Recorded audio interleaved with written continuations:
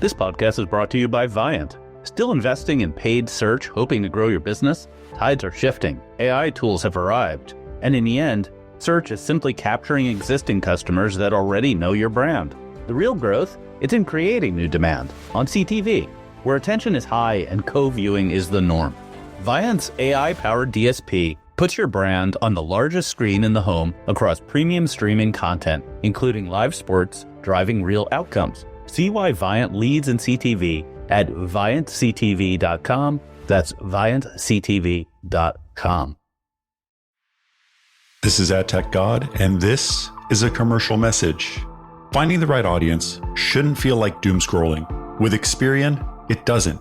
Experian's syndicated audiences help you reach holiday shoppers, car buyers, and more across over 200 top platforms. With over 3,200 pre-built audiences, there's no more doom scrolling. It's just audience targeting you can trust, made simple. Learn more at Experian.com/marketecture. Again, that's EXPERIAN.com/marketecture.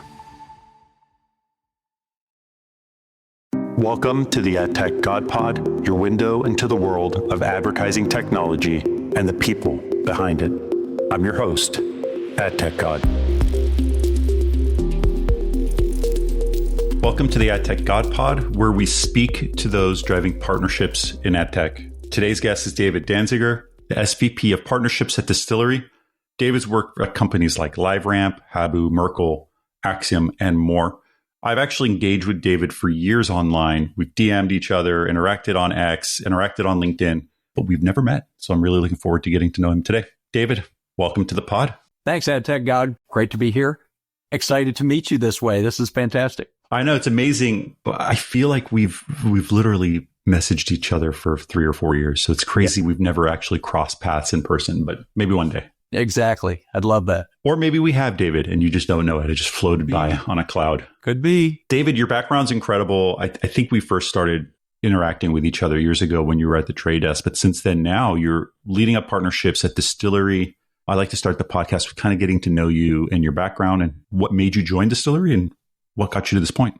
Yeah, fantastic. So I don't know whether to work front to back or back to front on that, but most recently joining Dstillery was an exciting opportunity because I got to know Dstillery going back a little bit when I was running data partnerships for the trade desk, and Dstillery had pivoted away from being a DSP. And so I got to know some of the Dstillery crew as they got into audience targeting, and they were very advanced even at that stage. This is going back 2017, 18, very advanced in the use of ML, machine learning, some early stage AI at that point, and we're doing a great job with it. I saw their audiences popping, and so got to know Dstillery then. So it's very exciting to be part of it now. But going way back, if we sort of take a journey standpoint, I almost fell into this industry, as I feel like a lot of people do.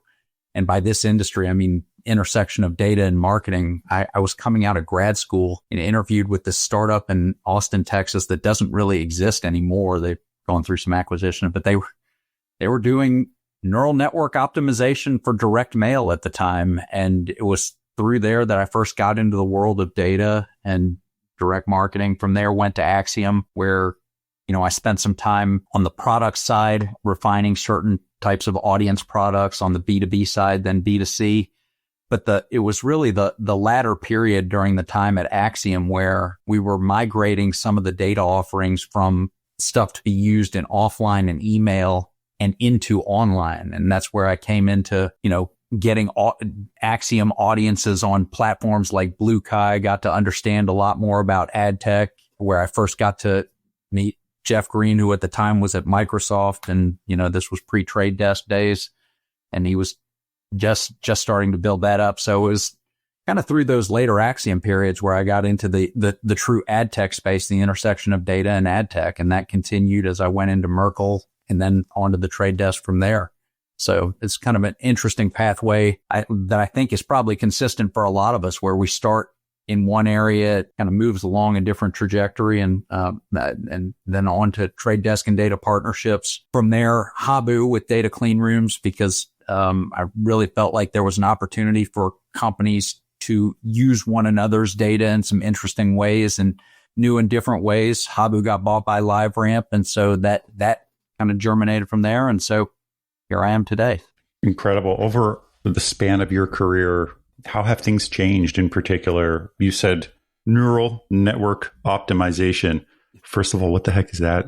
Yeah. Let's start there. What does that even mean? Yeah, it's funny. Neural networks they're still around and still kind of the underpinnings of some of the models that are used today, both for, scoring data sets and evaluating the quality of data, and even underpinnings for certain types of language models.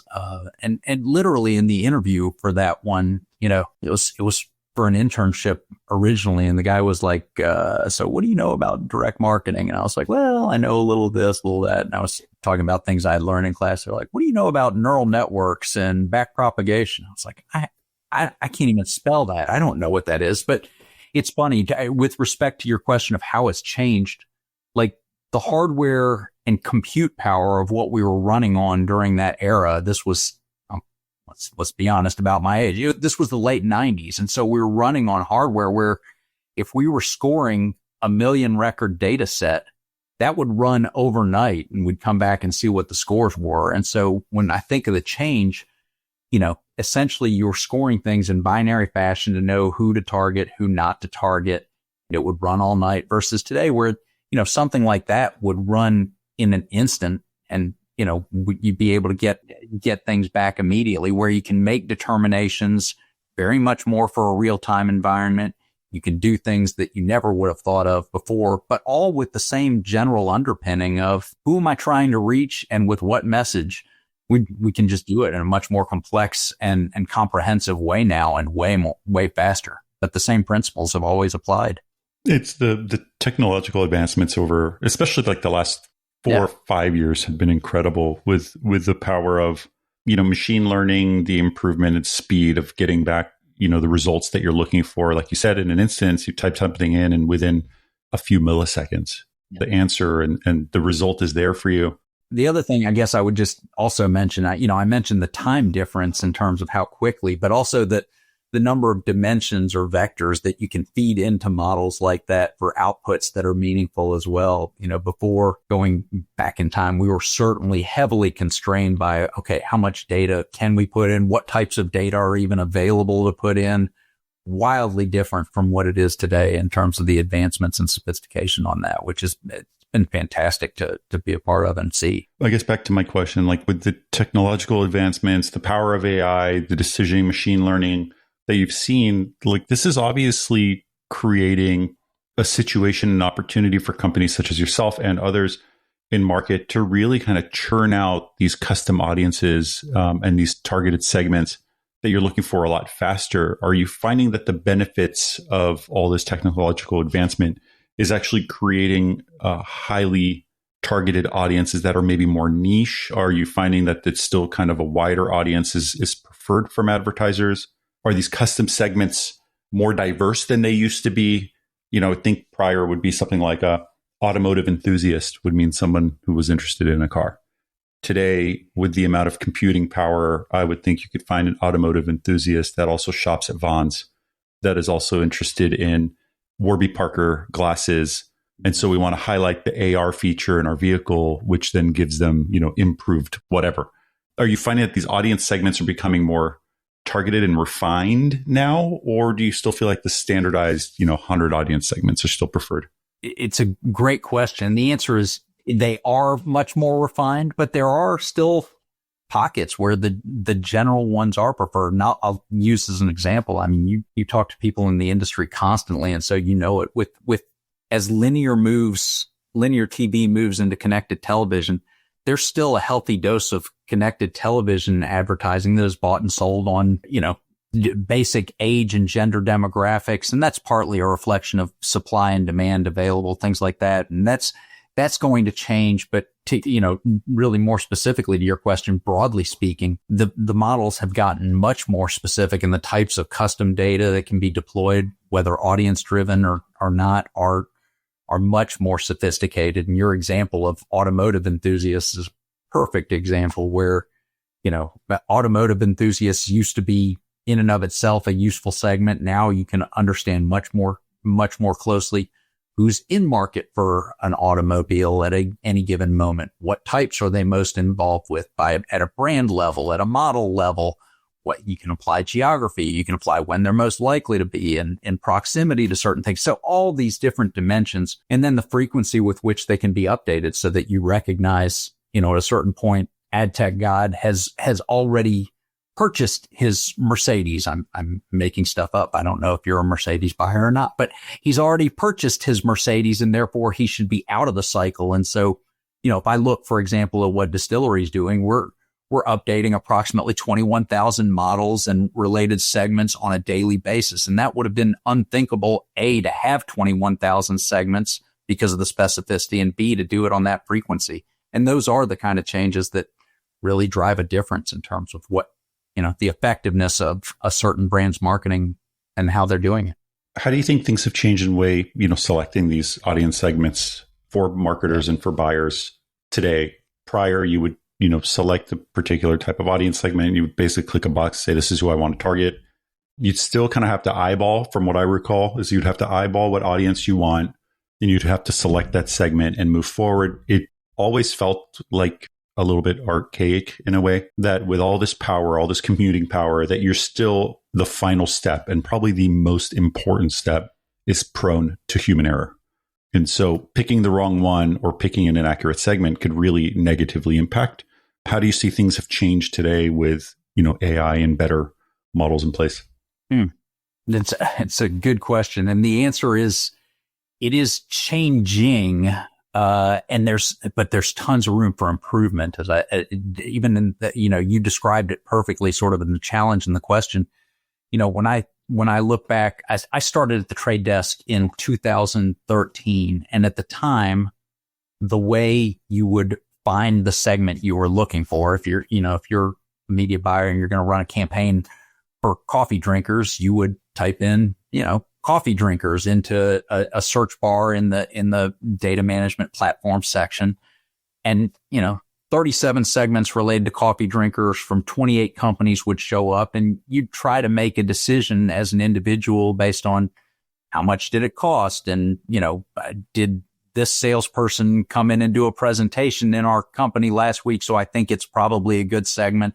But there was, there's no real intelligence or guiding methodology to help you select. And a lot of platforms have done better. I know in Trade Desk, we introduced relevance scoring a few years ago that was very strong, and other companies have taken steps as well. But to your point, this is still an area where we as an industry could do a lot better. And we're super optimistic actually within Dstillery. I know we are, about the idea of companies introducing more and more automated, intelligent decisioning capabilities into their platforms, so that they can say, look, for your KPI and what you're trying to do, this is the right audience that you should be selecting for coffee drinkers or whatever, based on the underlying science that we've got running it. So if I put all that together, there's ways that platforms, I think, can do this a lot better. And many are starting to try to, with, driving more algorithmically selected data and enabling that as an option for different customers. We've seen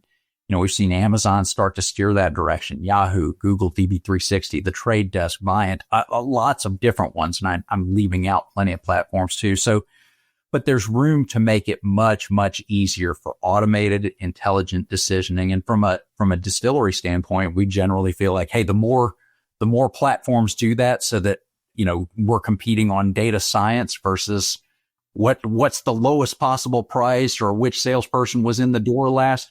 The more we get to do that, the better it's going to be for the industry. Not just for Dstillery, not just for the platforms, but for the advertisers, for the agencies. We think that's a win all the way across the board.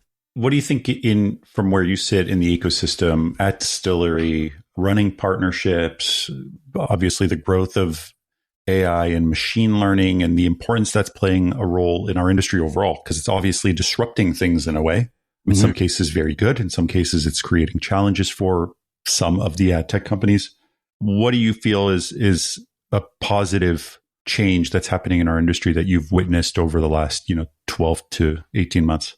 one of the biggest ones, and it feels almost trite to say it just because it gets so much attention now, is agentic AI, and sort of the realization not only of the agentic features of it, but also the realization of what we've been able to do with large language models too, and the communicating back and forth among companies, where somebody who's trying to figure out the right means of targeting can go at it just with a chat GPT style interaction, either with a data company. Most agencies are introducing these capabilities as well, where instead of going back and forth between data company and media buyer of, here's what I'm trying to do. Oh, here's what I recommend. Okay, what if we refine it this way? Oh, well, I think you should do this. Here's the model that we do. How do I get to that data? So many of those things literally can just be done now through chat functionality, where we've got, not to make it an ad, Dstillery has its own tool for things like that. So the long and the short of it is it's AI that doesn't replace the human aspects of it, but it certainly makes it way more efficient so that someone can get on to doing the higher value activities that would have been taken up with emails back and forth to arrive at, here's what I'm trying to do. Here's how I get it done. Here's how it's going to be sourced. Here's how it gets to from point A to point B. Here's where it activates. All of that is much more effective now, even than it was 12 to 18 months ago. And I'm confident we're going to continue to see improvement on it. It might not always keep up with I'll call it the bluster from our stages at different events, but right. But that being said, for all the chatter about it, it does really feel like it's already making a difference on different fronts. It does feel like it's materializing. I think the overuse of the term AI, I think, is a negative to the industry because people's expectations are a little too high too soon. That being said, like I've had interviews with people who are using it, like you said, like front end campaign decisioning, audience selection. I've had interviews with people who are running this to optimize operations, to remove the menial tasks, the tasks that is a process that you've already done day over day for the last 5 years that a machine can do on your behalf. So you can focus on other things like client care and customer service and improved inventory sources. Like all of it across the board seems to be implemented. But when we go on stage and we talk big picture, I think that's nice to hear. And some people are very good at it. They go on stage and they're like, this is the new world. That's great. The problem is we've heard that before. I don't really want a new world. I want to know how it impacts me and my role and my buying capabilities or my selling capabilities day to day. It's great. I want to hear about the new world because I'm sure it's coming at some point. But today, how does it impact me? And sometimes it's hard to see what positive impact it plays on our day-to-day today. I think you hit a big theme on where it really can make a difference when you said, so that I can focus on, I think you used the term client care and client service, because one of the other feels like opportunities that gets lost in these discussions is the time freed up for that client service, client care, because a lot of these solutions, they don't replace the need for human interaction at all. If done properly, they complement it, but there's still the part where somebody has to understand precisely. And this is where I think AI still misses a lot, clearly, is in the nuance specifically of what a client is trying to accomplish, or the nuance of how something's being measured ultimately, that at this stage is still only conveyed in human to human interaction.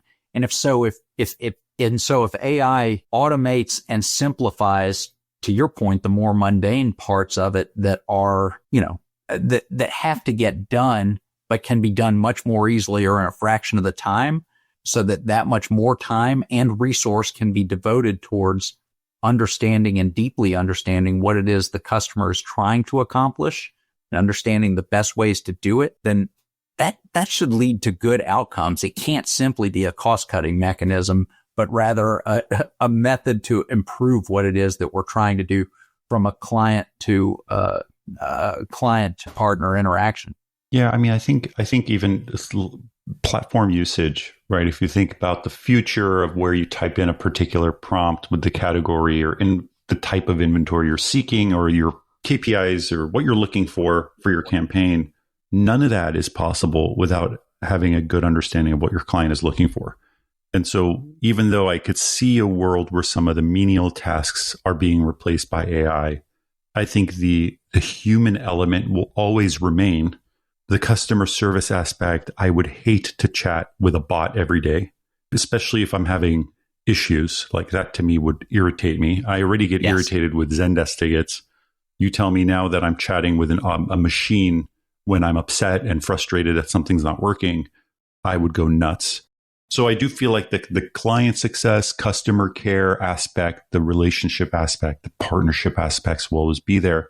And then on the operational side, hopefully the goal is how do we operationalize our product or our solution better and faster and more efficiently, rather than how do we completely remove the human element and make it all technologically powered. And I just don't see that happening in the near term, but I do see, unfortunately, companies talking about that being the future.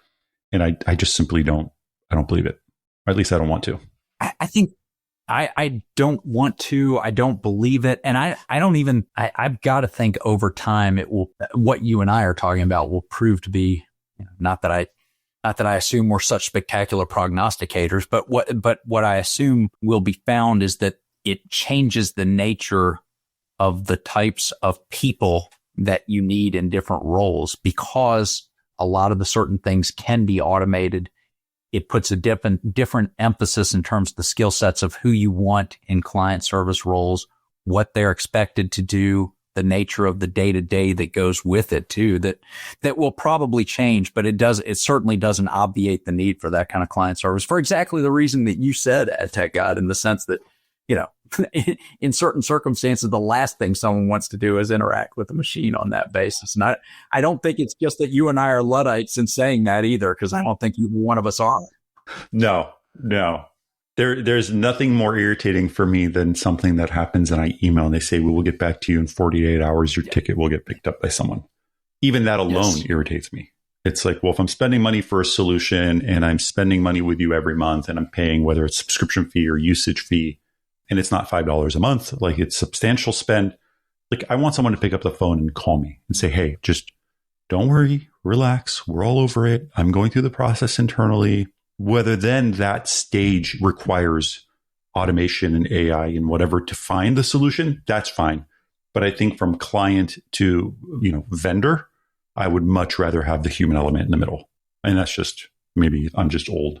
Not sure. No, I don't think so. I think actually it's been interesting to watch what companies succeed and how they succeed in our industry too. And it feels like certainly some companies have done very well that end up with a reputation for it. Yeah, but I can't get my account team to call me back or whatever. But I feel like those tend to be the exceptions rather than the rules in terms of how individuals end up wanting to do business. And so they choose companies and certainly they choose teams where they feel comfortable that, when it comes down to it, their team of humans with whom they work at the other company are going to be ones that are, feel like they're in the trenches with them and eager to help them succeed too. And so the ones that have totally, kind of leaned into an account service model have tended to do pretty well. Especially like our industry, like you look on even something like LinkedIn, which is professional network, but then you see the selfies and the photos and the group photos of people.